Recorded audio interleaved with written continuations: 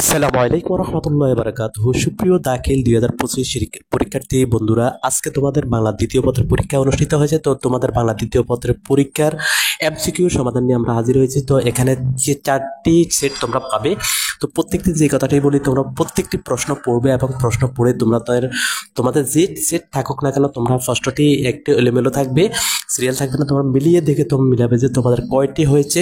এর থেকেও যদি দুই একটি প্রশ্ন তোমাদের সাথে না মিলে, তাহলে তোমরা কমেন্ট করবে যেটি সঠিক সেটি। তো আমরা এখানে তোমাদের জন্য সঠিকটি দেওয়ার চেষ্টা করেছি। এখানে অভিজ্ঞ স্যাররা এগুলো সমাধান করেছে।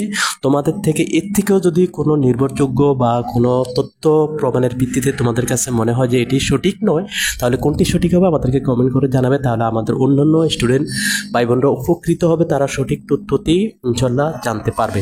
তো তোমরা তোমাদের ওভারঅল পরীক্ষা কেমন হয়েছে আর বাংলা দ্বিতীয় পত্রের এমসিকিউ এবং সিকিউ আমাদেরকে এমসিকিউ এবং রচনামূলক আমাদেরকে কমেন্ট করে জানাবে।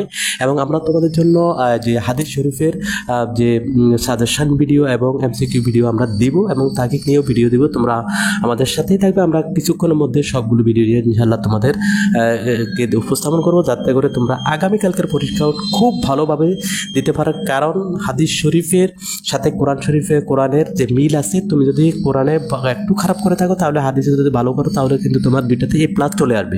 তোমরা অবশ্যই হাদিসে ভালো করার চেষ্টা করবে, কারণ হাদিসে A+ তোলা একেবারে সহজ, কখনো তোমরা স্কিপ করবে না। কারণ এখানে কোনো সৃজনশীলের মার পেস নাই, সৃজনশীলের কোনো ঝামেলা নেই।